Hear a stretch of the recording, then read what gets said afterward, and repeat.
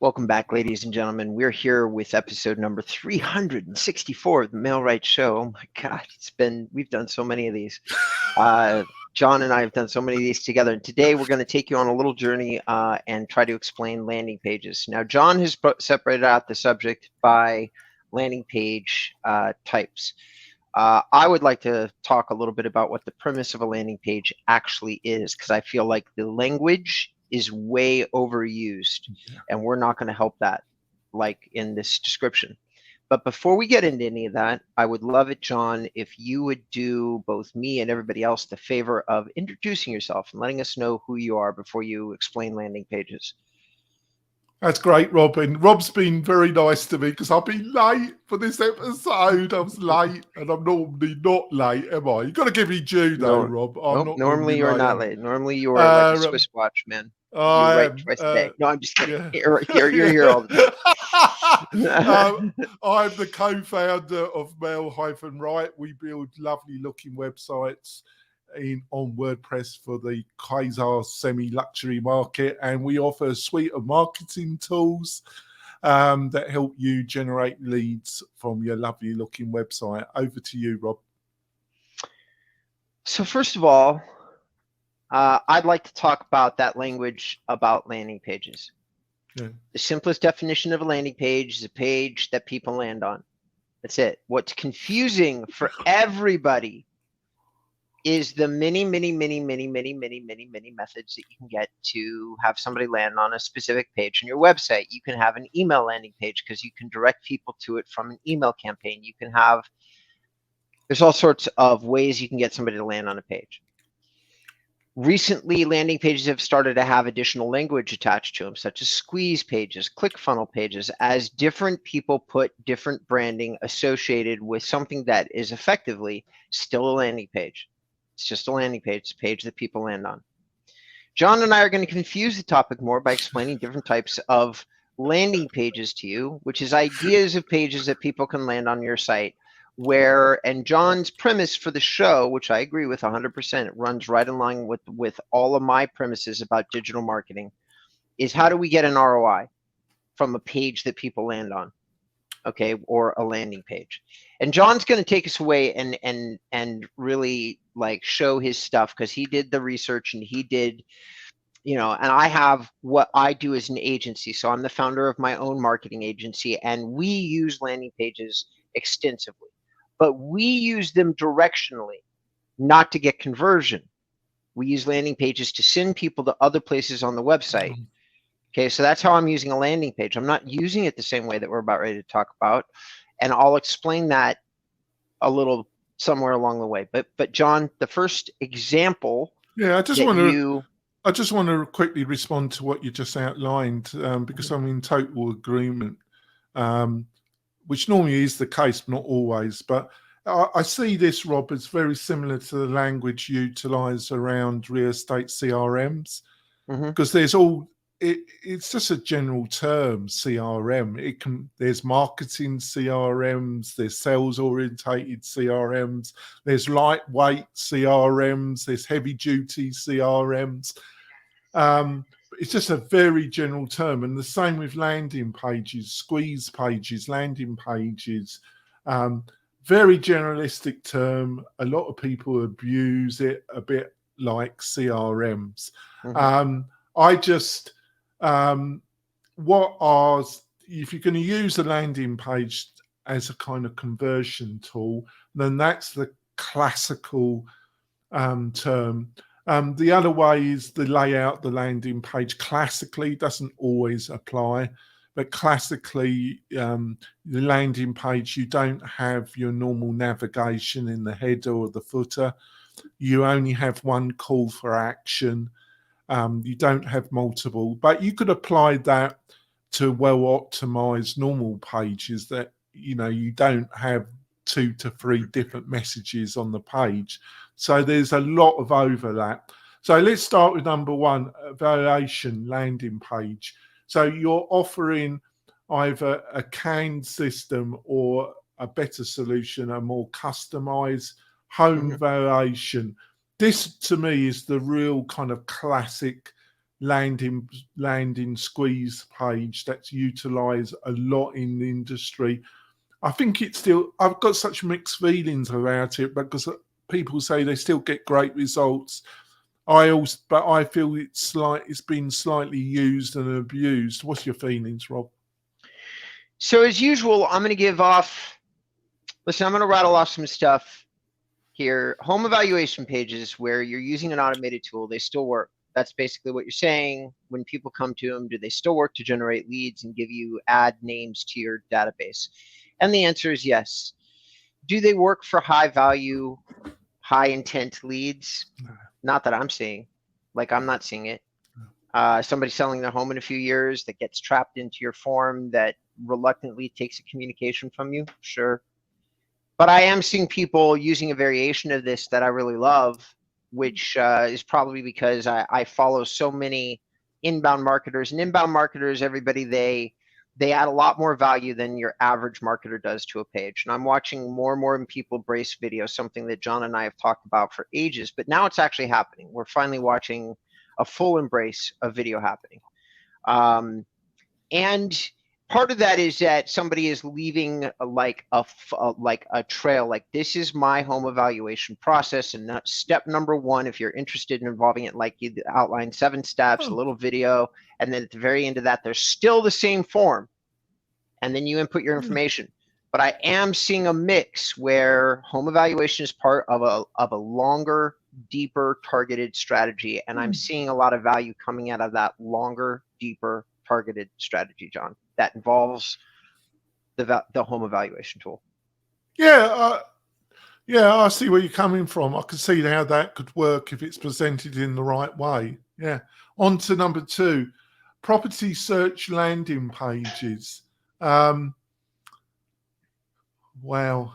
I think it's going to be linked to what you just said about home. But I think it can still work, but you just got to be a bit more creative and offer a bit more value. What do you think? I've taken them off my websites entirely. That's what I think. I don't use them anymore. I don't use them on home pages. I usually tell my clients to take them off. I'm not seeing them on a lot of high performing sites that I'm looking at that are starting to do really well. The day and age of property search sites, they're diminishing. Like, they're not gone, but you probably need to have a site as good as a Real Estate Webmasters or Sierra Interactive in that category. Yeah. Yeah. WordPress, if somebody said, I'm going to do a property search site on WordPress, I'm going to be, okay, if you really want to. I'm just going to say, I don't believe in them, John. That's the simplest way I can put it. How would you classify a search landing page first? How would you describe it to our audience? Well, the way that we do search is we do guided search. We drive you into neighborhoods and show all the listings for those neighborhoods, and you're getting a guided search experience on site. Yeah. So if you're doing a guided search experience or a neighborhood search, like you're saying property search, when you say property search landing page, that is to me a bar where you can search for property. Yeah. I've taken those off my site entirely. They don't exist. So if you're going to ask, how are you leveraging? The answer is really, truly, I am not. I have a single search function on my sites, which is an advanced search function where somebody can fill out an entire form and not a bar and do a search. Not that many of my sites have that, even in the top 50 pages that's visited. Like, it's usually an almost inconsequential feature on the sites that we're building. Yeah. So how would I define it? I mean, I don't know. Just like I did, search bar, but I wouldn't use it. That's just me. If you're using WordPress, I wouldn't use it. If you're using something really cool like Sierra Interactive and you've got everything on the site boiled down to neighborhoods or buildings, or you've done something really specific with the site so that somebody can get a very drilled down piece of information, it might be interesting to have a search bar connected to that experience in some way. Yeah, I agree with you. On to the next one. Coming soon landing pages. That's I think I've seen more Facebook advertising where people, but it's really dependent on the condition of the market. You know, last couple of years, any like, just getting something to sell was the problem.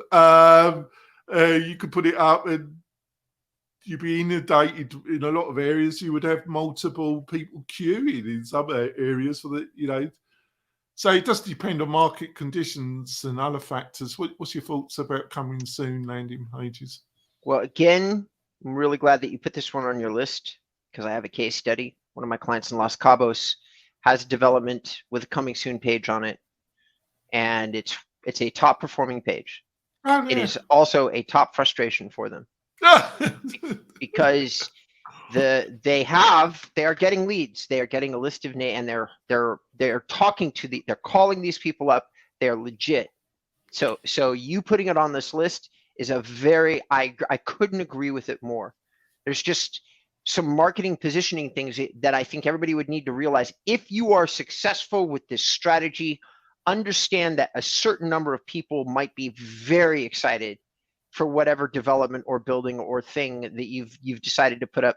If your page is performing well, that is going to be because there's some excitement about the community or the building or whatever it is that you've posted on your site that says coming soon, sign up now to make your reservations or to get updates or to whatever, you know, however you're going to position yourself. So my clients have dealt with a deferred development on the shore of Los Cabos. It's going to be millions and millions of dollars. It's a super exciting project. But of course, as with many luxury things, it's getting pushed back and pushed back and pushed back. And every time there's a pushback, they're reaching out to the entirety of their development list and communicating with these people. Then they're getting calls because the level of excitement is so high. So they have spent a tremendous amount of time without even having anything to sell. There's no unit to walk through or sell or do anything with. But from a marketing perspective, though, it worked. So like I said, it has a place on this list. Just understand that with what you said, John, some people are not prepared mentally or marketing wise, like with how well the strategy will work and where the market is at. Even my client, who's two extremely skilled entrepreneurs, and they haven't said it to me directly, but I hear it in their voice. They're like a little frustrated with how much time and energy that they've been spending on a thing that they can't even sell. Yeah, it's unfortunate, understandable, but unfortunate because what they, Kelly Williams and the Bread Book, the money's in your database. How do you're going to drop a certain percentage every year out of your database. So you need to keep filling that database with new possible connections. And that's what you're doing in one way with what has been established with this landing page. So it does have value, even though you can understand the frustration. But that, in my experience, and I think you would agree, that's hard for a lot of people to understand that, isn't it? It is indeed. It is indeed. Well, so, do you mind if I introduce this next one? Yeah, sure. Off you go. So the next page, John, interestingly, had found somewhere a luxury presence page. Then he said a community guide landing page. Like this one by Luxury Presence, a community guide landing page is one of our favorites because it conveys value proposition to your farming area. Everybody does this differently, and the reason I asked to read this one is I use these pages on my site. This would be the closest thing to that gateway page that I mentioned to you. It is a community page that covers in broad a larger swath of territory, separates it out by smaller categoric areas, and directs people to those smaller categoric areas while still being very informative. And I use custom maps, I use custom images, I go very deep into what could very easily be called a community guide landing page. That's why I asked to intro this one. Luxury Presence does it too. We each spend actually a fairly large amount of development time because the quality of this page might connect somebody a little bit deeper into the lifestyle premise that you're selling if they're not already familiar with the area that you're communicating to them about. Yeah, there's a bit of, just before we go for our break, Rob, there's a bit of overlap with this being an evergreen page, isn't it? And we've spoken about evergreen pages as well, haven't we? There's a little, to my mind, there's a little bit of overlap. Would you agree with that? I would. So we're going to go over our break, ladies and gentlemen. We're going to take a couple minutes here. Do us a favor, if wherever you see us, wherever you hear us, give us a like, share. I've been getting a lot of feedback from people that I've been getting shared in meetings, and that some of this podcast has occasionally been getting shared in real estate sales meetings. For all those people who are brokers and are looking for ways to educate your sales team, do John and I a favor. Drop us a line and let us know what you want us to talk about. Message John and say that you would really love to see XYZ digital marketing subject on the show, because I think that I could speak for both of us that we would love to get some feedback and help you out, right? Yeah, we would. Okay, so we'll be right back, ladies and gentlemen. Thank you for tuning in. Back, ladies and gentlemen. I am here with my amazing co-host, Jonathan Dinwood. We're super excited to be here with you today. We are talking about landing pages, which is a misunderstood term. And if I had to stick with what the traditional term of landing page is, I wouldn't be very excited about talking about it. Fortunately, John was really lovely in the beginning of the call, or the beginning of the podcast, and said, please take some time, explain all the different things it can mean. And some of those meaning types I really gravitate into. One of them was a community landing page, but we're going to move on. That was what we covered right before the break. Coming back from the break, we're going to talk about exclusive buyer seller content landing pages. Why don't you take us through the journey of what you meant by that, John? Well, it's kind of linked to the last topic before we went to break, because in my mind, there's a lot of overlap between this particular section and evergreen pages. That they overlap, because you're offering guidance, exchange, consumer pain points. You're offering, so that it's kind of quasi evergreen blog kind of scenario setup. Would you agree with that?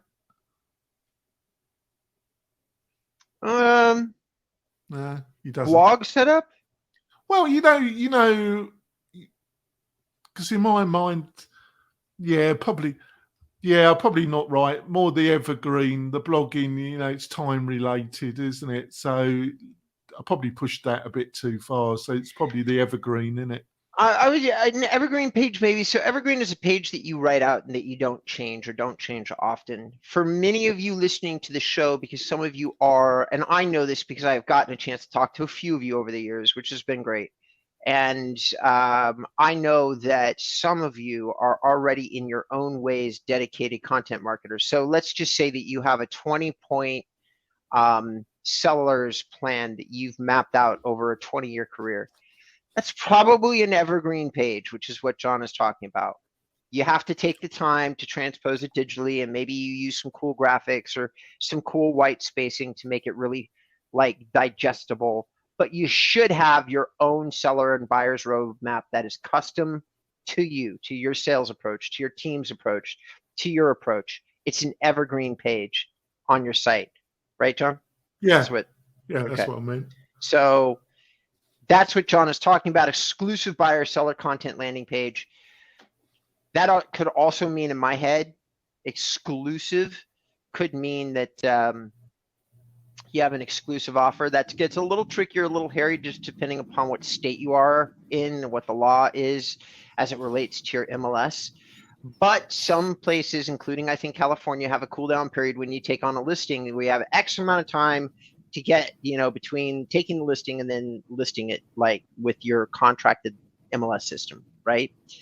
So you could theoretically send an email out to all of your customers, and before the thing is even fully digested into the MLS, you could already have offers on the property. Technically speaking, I've seen that work that way many different times in many different states.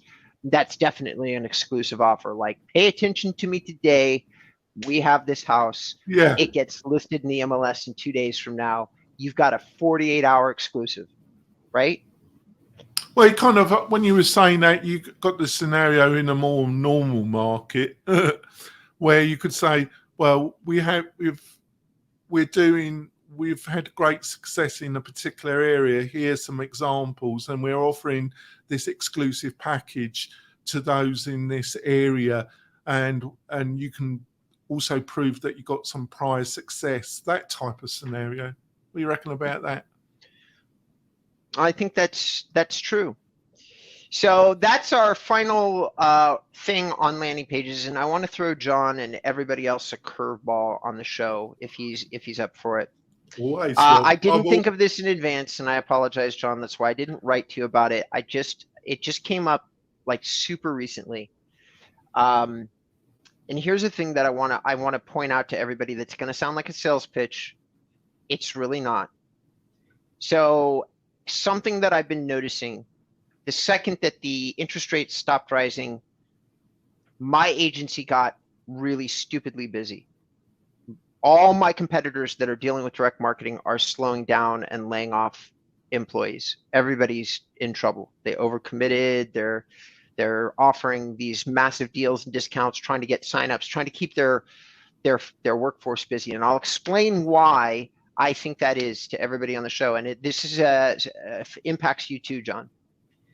So I think that the reason for all of this is that when the market slows and direct marketing stops working, and many of the people that are calling me right now are people that have significant budgets in direct marketing efforts, those budgets are not working, or they're not working in, like, they're coming back with maybe an even money return. They're just not working. They're barely working. And in many cases, they're not working and they're literally losing money. So instead of throwing that money away, they're deciding, now is the time to take control of my marketing. I can't spend it anywhere else anyway and get a result. I might as well turn around and go to like owning a product, getting rid of that really expensive golden handcuffs thing that I've had for so long. And I want to say that that logic is 100% accurate. Whether you call a guy like John or a guy like me, now is the time for all of you listening to the show. Now is the time, the slowing market, the toughness with direct marketing, trying to figure out where to put your money, where to put your time. Now is definitely 100% the time that you should be making moves in your strategy. Like I said, it sounds like a sales pitch, but I firmly, strongly believe it. John is looking really confused. Like he's looking super confused. I think it's very insightful. I think one thing you've got to clarify, not for me, but for the listeners, what you mean by direct marketing. You're talking about paid advertising. So paid advertising, you go direct to the source. Direct marketing is where you go direct to where the audience is, or you pay. You're right. Another way to say it is paid marketing, search marketing. Like, it's all, if you want to directly get in front of somebody, you're going to pay YouTube, pay Instagram, pay Google, pay somebody, right? You're going to pay them, and I can put an advertising in front of you tomorrow. That's paid advertising, search advertising, direct marketing. Direct marketing could also be other things. So you're right. It's not the best language, so I apologize. But the idea is this. We all want to say that if we spend $1,000, we get X amount of return. Now, even in a good marketplace, you spend $1,000 a month with like a Ylopo or somebody like that, and 90 days to 6 months is when you should expect a return. That is not happening right now. Right now, I'm hearing case studies that are like 13 months, 14 months. When you start saying you're going to wait a year to see a return on a new a new paid search initiative, man, that's actually probably longer than an inbound marketing campaign or something that John and I would tell you to do, like blogging or getting your own website. That's longer. You're looking at a longer timeline right now and a significantly larger amount of money. And you won't own it, which is the nutty bananas part of that whole conversation to me. Sure, spend $12,000, don't get a deal for 13 months. And by the way, you don't own diddly squat. And it's also linked.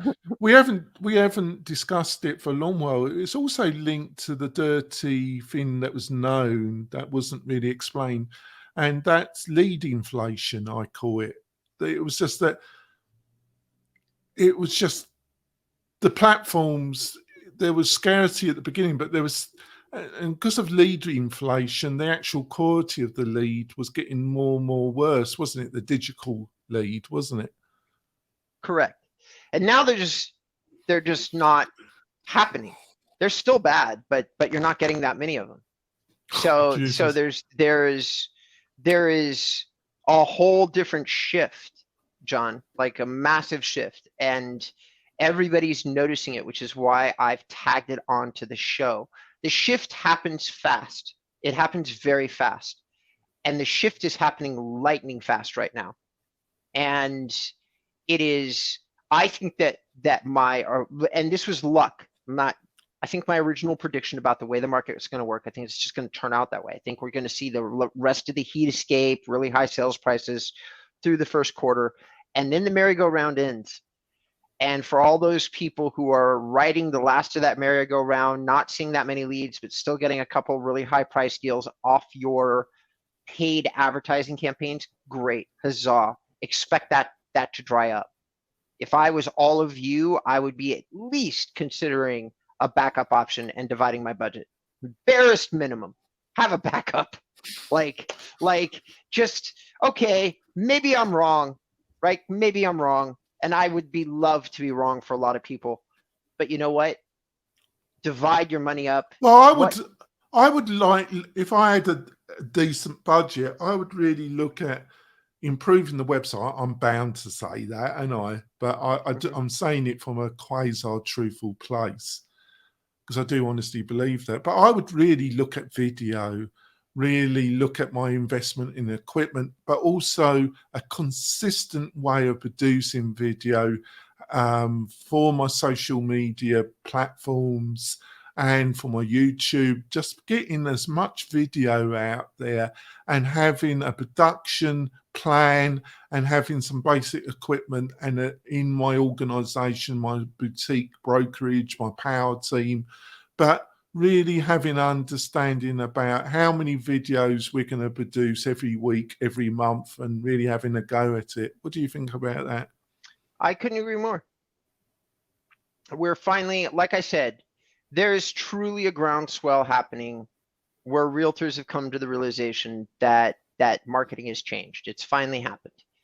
The only strongly performing section of marketing that I see is messages passed through kinesthetic learning things. That's all really fancy language for saying that people are embracing the idea that they want to see you before they call you. Video. Not just a picture of you, not just a resume. They would like to see what you have to say. They're getting spoiled with it as it takes hold across throughout the market. In almost every market, somebody doing searches or somebody looking around does have the option of running across somebody using video as a tool to explain a neighborhood, to explain a lifestyle, to explain themselves. And if that person makes a connection with them, they're getting a call, man. That's it. Full stop. They're getting a call. I get calls off my profile for real estate stuff. I've sent out 2 referrals this month alone. All right. Because people like, oh, you seem like a cool guy. I can tell that you own a marketing company. I know you're not a real estate agent, but you must know a few. So let's call you. I shit you not, John. I get them. I'm like, I'm not a real estate agent. I clearly say it everywhere. But nope. Still get the call because they like me and trust me. That's the message for all of you who's listening to the show. You're going to have to embrace video if you want to really separate at break the mold a bit. And I think, just to finish off, I think I'm not going to be blasé about what next year's going to be like if you're a real estate agent, but the good part of it is that I think the days of somebody thinking, oh, I'll hire my uncle that just got his license 6 months ago, or Auntie Gerald, or this friend of a friend, and I don't care, they're just a friend and they'll be able to sell it. I think when people have got a property and they're looking to sell it, they're going to be a bit more, they're going to do a bit more research and a little bit of effort about who the agent is that's going to represent them. Do you think I'm on the right roll there a little bit, or am I deluding Well, myself? I agree. I agree with. There's an element of what you say that I couldn't agree with more. And I've used the analogy many times in a call. And my dad just proved this to be. Somebody in our family passed. The property went into probate. My dad had to sell it, and he ended up doing a shit ton of research on the person that he was hiring. The family. He's getting pressure from his brothers. Everybody's pressuring him to sell the property fast because they just want the money and they want to do something with the money. And my dad is like, that's not going to stop me from calling referrals. Like I'm talking, he drilled deep down into it, John. And the reason that he drilled so deep into it is he's like, hey, we're going into a bad economy. I can tell that this is going to be difficult. So I want to find a realtor that's really going to fight for every last penny of value. And I'm going to do the extra work to find that person. And he read reviews. He fucking ran real estate licenses and then looked at what they said. I hadn't even thought of that. No, I haven't. No. I'm amazed at them. I have always been, but I just thought it was market conditions, really, Rob. I've always been a little bit, but statistically, it wasn't only market conditions. I've always been a little bit surprised about this industry, that people aren't a bit, but I think it's going to change. I think that's the good thing. But people need to be a little bit fussy about the agent that they hire, haven't they?